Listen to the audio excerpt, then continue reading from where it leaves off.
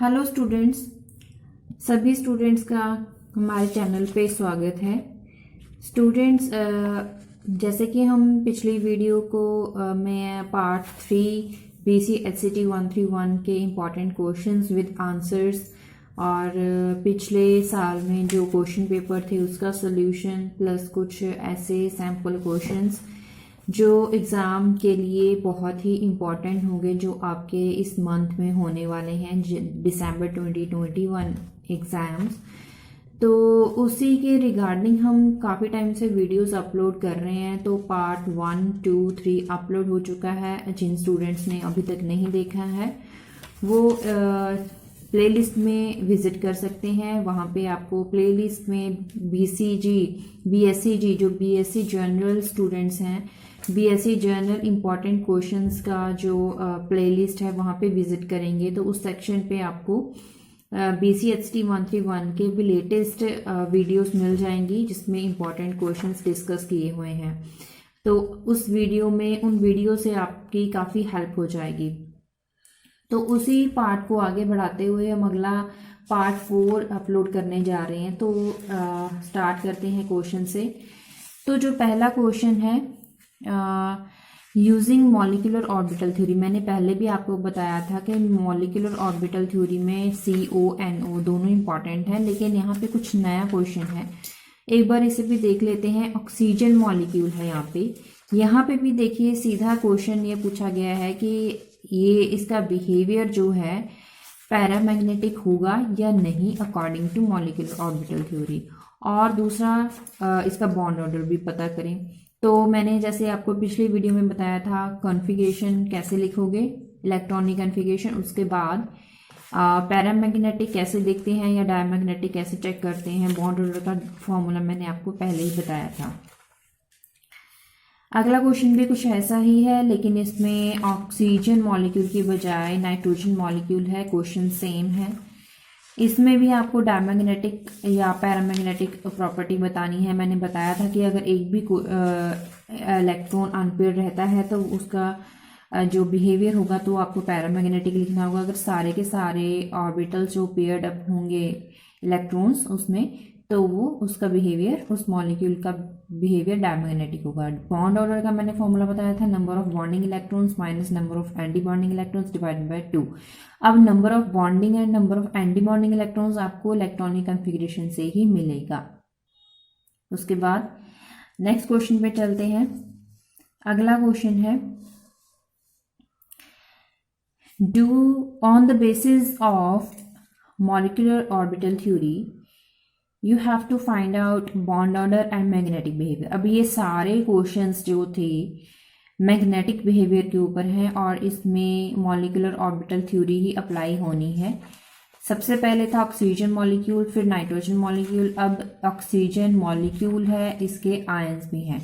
तो यहाँ पे दोबारा से क्वेश्चन लिखने का सिर्फ यही मतलब है कि क्वेश्चन जो है, एक क्वेश्चन आपने देखा कि सिर्फ ऑक्सीजन मॉलिक्यूल के बारे में पूछा गया था, अगले क्वेश्चन में नाइट्रोजन मॉलिक्यूल। पिछली वीडियो में हमने बताया था कार्बन मोनोऑक्साइड के लिए अलग से पूछा था, नाइट्रोजन ऑक्साइड के लिए अलग से। कई बार दोनों इकट्ठे भी आ जाते हैं, लेकिन ये एक ऐसा क्वेश्चन भी है जिसमें इसके आयंस, किसी मॉलिक्यूल के साथ साथ आयंस के बारे में भी पूछा जा सकता है।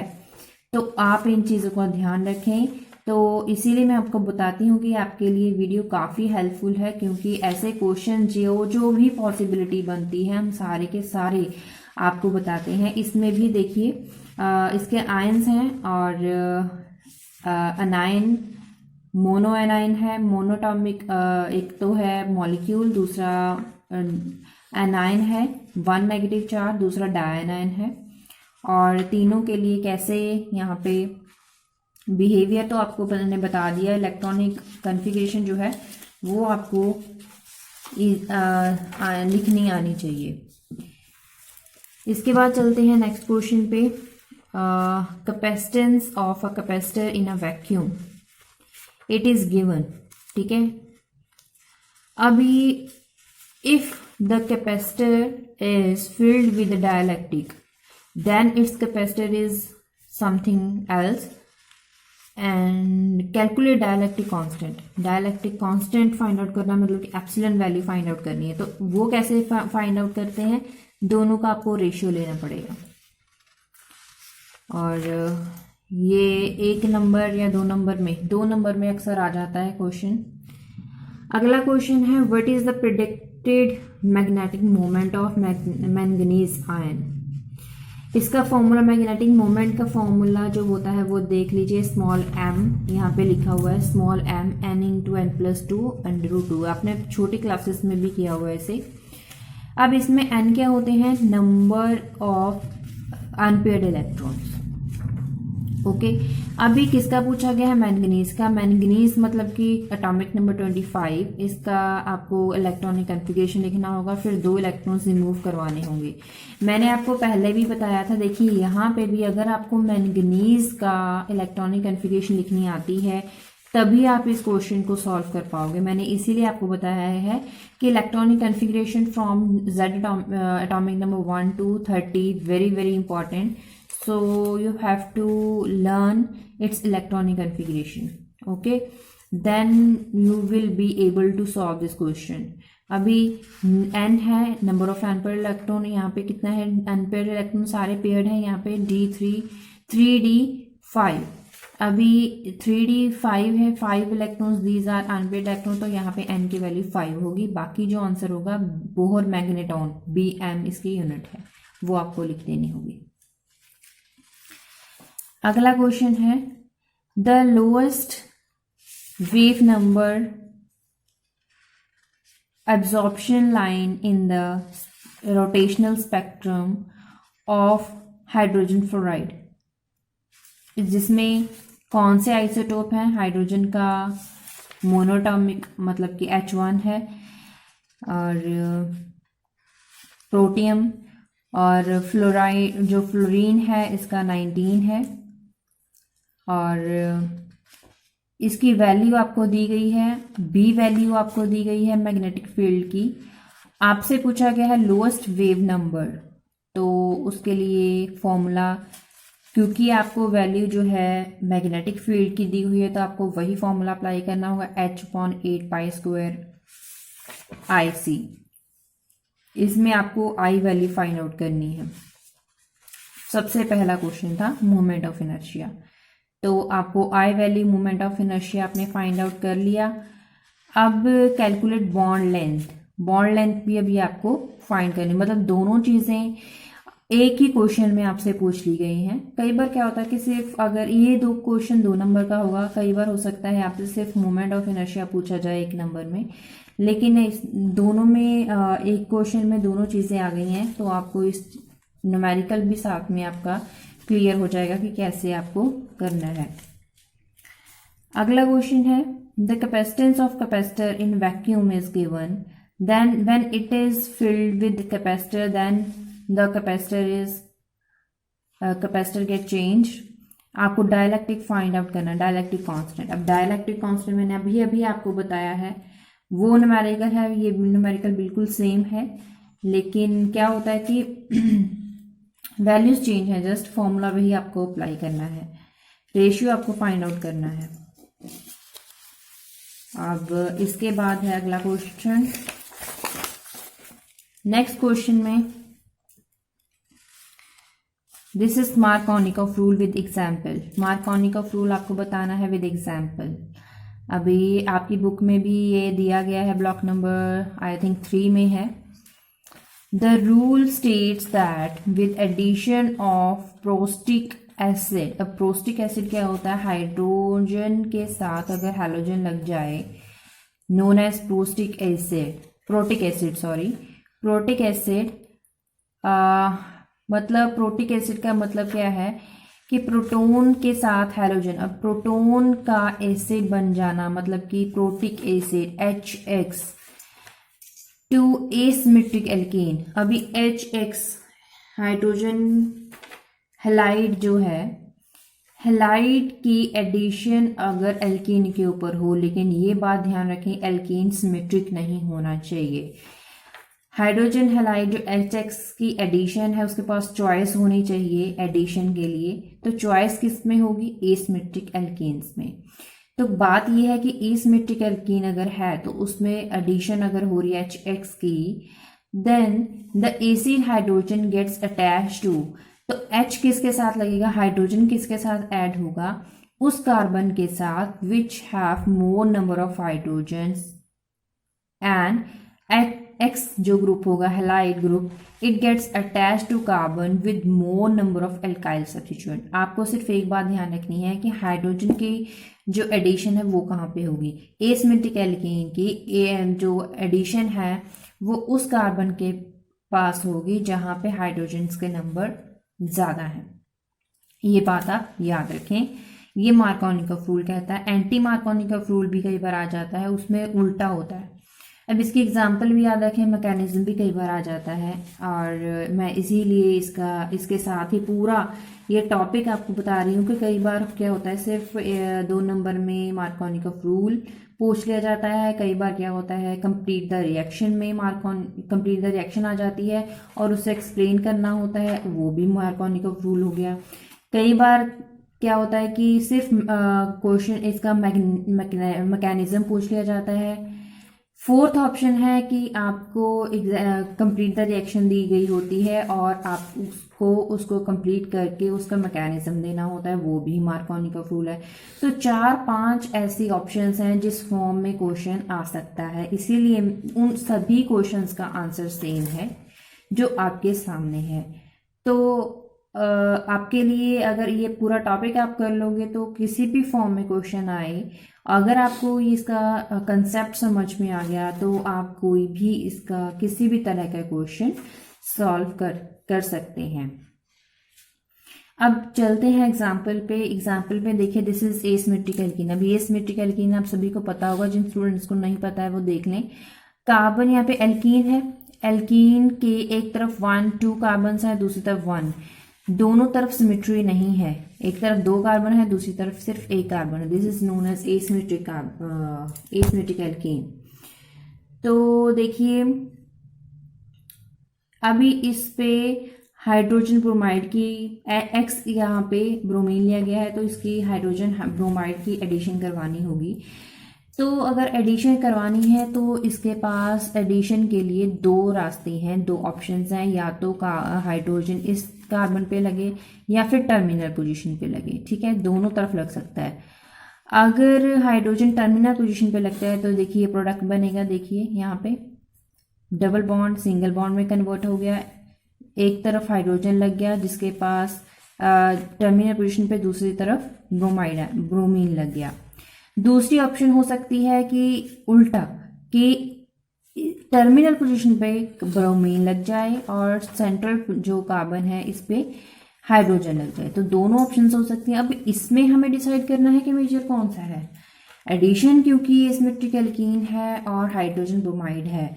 अभी आपका क्वेश्चन स्टूडेंट्स ये हो सकता है कि मैम यहाँ पे अगर हमें डायरेक्ट पूछ लिया जाए कि मार्कोनिकॉफ रूल क्या है तब तो हम बता देंगे, अगर कंप्लीट द रिएक्शन आएगा तो हमें कैसे पता चलेगा कि यहाँ पे मार्कोनिकॉफ रूल लगेगा या फिर एंटी मार्कोनिकॉफ रूल। अब एक बात याद रखें कि अगर एसिमेट्रिक एल्कीन है या दूसरा जो आपको आइडेंटिफाई करना है एडिशन किसकी हो रही है। अगर एडिशन हाइड्रोजन ब्रोमाइड की है, हाइड्रोजन हैलाइड की है, तो ऑब्वियसली वहाँ पे मार्कोनिकॉफ रूल लगेगा। मैं तभी बोल रही हूँ कि मार्कोनिकॉफ रूल की जो डेफिनेशन है वही पूरा कंसेप्ट है। अगर हाइड्रोजन हैलाइड की एडिशन एसिमेट्रिक एल्कीन पे हो रही है तो डेफिनेटली वहाँ पे मार्कोनिकॉफ रूल लगेगा। अब यहाँ पे मेजर प्रोडक्ट कौन सा है हमें ये डिसाइड करना है। जो फर्स्ट केस था जिसमें टर्मिनल पोजीशन पर हाइड्रोजन लगा था, इसमें देखिए हाइड्रोजन किस पे गया है, उस कार्बन के साथ गया है जो कि लेस सब्स्टिट्यूटेड है। लेस सब्स्टिट्यूटेड मतलब कि जिसके पास हाइड्रोजन ज्यादा है। दूसरा, हाइड्रोजन उस कार्बन के पास गया है जो ज्यादा सब्स्टिट्यूटेड है, which is more substituted and which have less number of hydrogen. अभी दोनों केस में मार्कोनिकॉफ रूल को फॉलो कौन कर रहा है, फर्स्ट वाला। यहाँ पे प्रोडक्ट क्या बन रहा है, यहाँ पे 1 2, या इस तरफ से चले जाएं 1 2, 2 नंबर पोजीशन पे क्या है, सबसे पहले सब्स्टिट्यूएंट का नाम आएगा 2 bromo, 1 2 3 4 butane, 2 bromo butane, and this path follows Markovnikov rule, that is why it is in major content. And ये जो पाथ है यहाँ पे 1 प्रोमोब्यूटेन बन रहा है, लेकिन ये फॉलो नहीं कर रहा है Markovnikov rule, that is why it will be a minor product. अभी इसका मैकेनिज्म भी देख लेते हैं। सबसे पहले क्या होगा कि HBr, अभी HBr है, ये हैलोजन है, it is electronegative nature, electron withdrawing group है, तो ये इलेक्ट्रॉन डेंसिटी हाइड्रोजन से अपनी तरफ पुल करेगा और नेगेटिव बन जाएगा, ब्रोमाइड आयन बन जाएगा। ठीक है, अभी ब्रोमाइड आयन बन जाएगा। ये जो हाइड्रोजन है अभी ये जो है अनस्टेबल हो गया, तो इसे कौन लेके जाएगा, जहां पे इलेक्ट्रॉन डेंसिटी के आसपास है इलेक्ट्रॉन डेंसिटी। तो यहाँ पे देखिए दो तरीके हो सकते हैं। पहला तरीका क्या होगा कि ये जो है टर्मिनल पोजीशन वाला कार्बन, ये अपनी जो इलेक्ट्रॉन डेंसिटी है वो हाइड्रोजन को दे, मतलब कि हाइड्रोजन को ये एक्सेप्ट करे। दूसरा ऑप्शन है कि सेंट्रल वाला जो ये वाला कार्बन है ये हाइड्रोजन को एक्सेप्ट करे। अगर ये बनता है, ये यहाँ से देखिए इलेक्ट्रॉन डेंसिटी हाइड्रोजन की तरफ जाएगी, तो पॉजिटिव चार्ज दोनों कार्बन में से किसी के पर भी आ सकता है। अगर सेंट्रल कार्बन पे पॉजिटिव आ सकता है, दूसरा ऑप्शन है कि टर्मिनल पोजीशन वाले कार्बन पर। It is very important. अगला क्वेश्चन है ट्रांसस्टेरिफिकेशन क्या होता है। It is the process of exchanging organic group का एक्सचेंज होना किसमें, क्योंकि ट्रांस है तो ट्रांसफर हो रहा है। एस्टेरिफिकेशन मतलब कि एस्टेरिफिकेशन का एस्टर में हो रहा है, तो विद एस्टर में अल्काइल ग्रुप्स ऑर्गेनिक ग्रुप का एक्सचेंज होना विद ऑर्गेनिक ग्रुप दूसरे किसी अल्काइल ग्रुप के साथ। अभी 2 अल्काइल ग्रुप किस किस के होंगे, एक एस्टर का होगा, दूसरा एल्कोहल का होगा। These reactions are often catalyzed by addition of an acid or base catalyst। देखिए एल्कोहल है, एस्टर है, अभी इनके R ग्रुप्स जब चेंज होंगे तो देखिए कोई भी एल्कोहल बनेगा जो डिफरेंट होगा। एल्कोहल और एस्टर ही बनेंगे, लेकिन जो रिएक्टेंट है उनसे डिफरेंट होंगे। क्यों? क्योंकि यहाँ पे एल्काइल ग्रुप का एक्सचेंज हो चुका है, तो अल्कोहल तो बनेगा लेकिन डिफरेंट, एस्टर तो बनेगा लेकिन डिफरेंट। यहाँ पे देखिए एल्कोहल है RH R', यहाँ पे देखिए ये ग्रुप है R'। अभी दोनों का अगर एक्सचेंज हो जाएगा तो अल्कोहल तो बनेगा लेकिन एल्काइल ग्रुप चेंज हो जाएगा। हो सकता है यहाँ पे 3 कार्बन हो, इस पे 1 कार्बन हो, तो है तो अल्कोहल लेकिन जो उसका नाम है एपिक नेम वो तो चेंज हो जाएगा। ओके, अभी इसके बाद next question,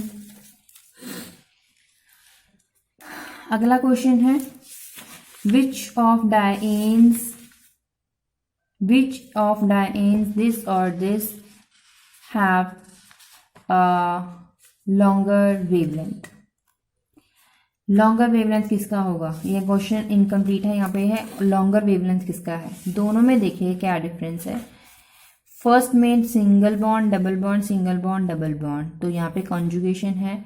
single bond double bond, single single, यहाँ पे डबल बॉन्ड, मतलब कॉन्जुगेशन है फर्स्ट वाले में, जिसमें कॉन्जुगेशन होता है वो जो होते हैं कॉन्जुगेटेड कंपाउंड जो होती है, या मतलब कॉन्जुगेटेड डाइन जो होती हैं वो अब्जॉर्ब होते हैं लॉन्गर वेवलेंथ पे। तो कौन सा हुआ, फर्स्ट वाला, जो कि कॉन्जुगेशन की वजह से लॉन्गर वेवलेंथ अब्जॉर्ब करेगा। अभी next question, why aryl halides and alkenyl halides are not used in Friedel Craft reaction. अभी फ्रीडल-क्राफ्ट रिएक्शन यहाँ पे मैंने नहीं लिखी है, लेकिन मैं बता दूँ कि वो भी एक बार आप देख लीजिएगा, इतनी इंपॉर्टेंट तो नहीं है, लेकिन एक बार आप देख लीजिएगा तो इसी कई बार वो रिएक्शन आ जाती है, नेमिंग रिएक्शन पे तो नहीं आती है ज़्यादातर, डायरेक्ट रिएक्शन आ जाती है या फिर कंप्लीट द रिएक्शन में आ जाती है। अभी तीसरी ऑप्शन है कि वो ऐसे रीजनिंग क्वेश्चन में आ जाए। तो रीजनिंग क्वेश्चन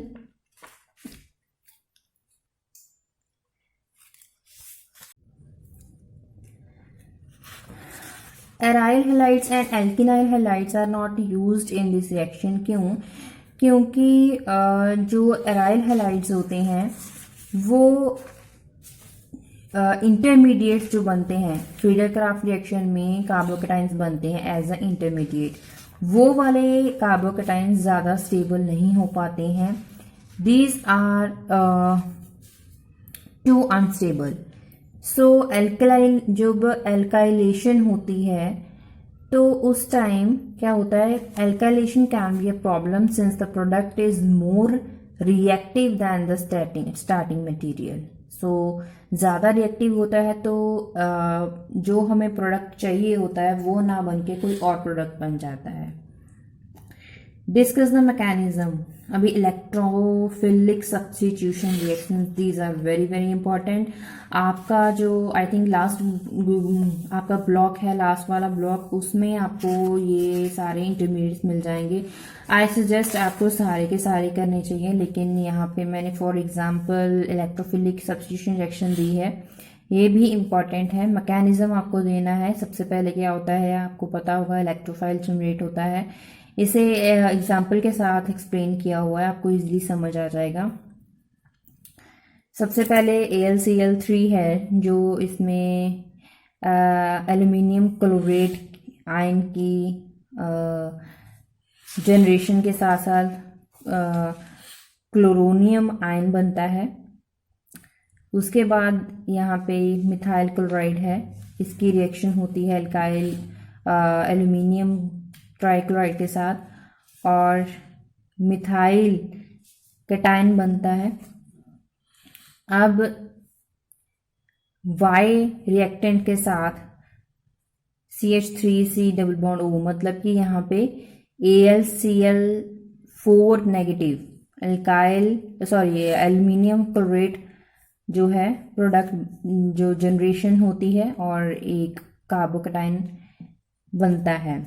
अभी इलेक्ट्रोफिलिक सब्स्टिट्यूशन रिएक्शन, इलेक्ट्रोफिलिक जो है electrophile attacks the aromatic ring. अभी इलेक्ट्रोफाइल जो है जैसे कि स्टैंडर्ड बताया गया है E पॉजिटिव, कोई भी इलेक्ट्रोफाइल यहाँ पे हो सकता है जैसे कि यहाँ पे था।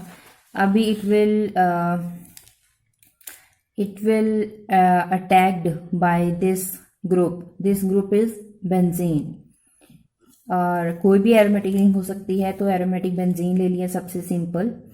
तो अटैक होता है तो क्या होता है कि इसकी एडिशन या यहाँ पे या फिर यहाँ पे होती है, और या जो कार्बन ये जो बना है ये वाला कार्बन पहले क्या था sp2 हाइब्रिडाइज था, अब ये sp3 हाइब्रिडाइज एटम बन जाता है। The arenium ion finds stability in the resonance structure. अभी इसके रेजोनेंस स्ट्रक्चर होंगे, ये देखिए। उसके बाद रिमूवल ऑफ प्रोटॉन। अगला है स्ट्रक्चर ऑफ कोलेस्ट्रॉल। इतना इंपॉर्टेंट नहीं है लेकिन एक बार जरूर देख लीजिएगा। Next Hinsberg test, very very important, एक बार इस पे भी नजर मार लीजिएगा। तो इसी के साथ जो BCHCT131 के सारे क्वेश्चंस यहाँ पे कंप्लीट होते हैं, important questions. I think 4 parts में ये वीडियो बनी है। सारे क्वेश्चंस इंपॉर्टेंट हैं। जिन स्टूडेंट्स ने बिल्कुल अभी तैयारी नहीं करी है और इनके पास टाइम नहीं है, जिन स्टूडेंट्स के पास, तो वो इस वीडियो को अगर देख लेंगे तो वो इजीली अच्छे मार्क्स स्कोर कर सकते हैं, क्योंकि इसमें पिछले साल के जो में आने वाला जो BCHCT131 का क्वेश्चन पेपर था वो भी है। दूसरी चीज़, BCHCT131 का क्वेश्चन पेपर अलग से भी उसका सोल्यूशन किया गया है। आई होप आपको वो भी वीडियो आपके लिए काफ़ी हेल्पफुल साबित होगी। जिन स्टूडेंट्स ने अभी तक वो वीडियो नहीं देखी है वो भी एक बार देख लें, और इसके अलावा जिन स्टूडेंट्स को लेक्चर्स चाहिए, काफ़ी लेक्चर्स अपलोड हो चुके हैं तो वो भी आप देख सकते हैं। काफ़ी वीडियोस इसकी हैं, तो BCST 131 की काफ़ी वीडियोस हैं, तो आपके लिए काफ़ी हेल्पफुल होंगी। और एग्ज़ाम की तैयारी अभी से स्टार्ट कर दें। इन क्वेश्चंस को एक बार ज़रूर देख लीजिएगा ताकि आपको पता चल जाए किस फॉर्म में क्वेश्चन आएगा तो हमें किस फॉर्म में उसका आंसर देना है। रीजनिंग क्वेश्चन है तो कैसे लिखना है। और अगले कोर्स के लिए अभी हम आगे बढ़ेंगे। साथ ही साथ केमिस्ट्री फिज़िक्स के भी स्टूडेंट्स बोल रहे हैं कि फिज़िक्स के भी जनरल स्टूडेंट्स कहते थे कि फिज़िक्स के क्वेश्चंस भी बताएं, तो वो भी हम आपको बताएंगे। लेकिन वीडियोस अपने क्लासमेट्स के साथ ज़्यादा से ज़्यादा शेयर करें ताकि उनके पास भी ये वीडियो पहुंच सके। और वीडियो के एंड में अगर आपको ये वीडियो हेल्पफुल लगती है तो इसके एंड में इसे लाइक ज़रूर कर दीजिएगा। और वेट करिए, अगली वीडियो के साथ मिलेंगे। तो तब तक देखते रहिए चैनल कॉर क्लासेस।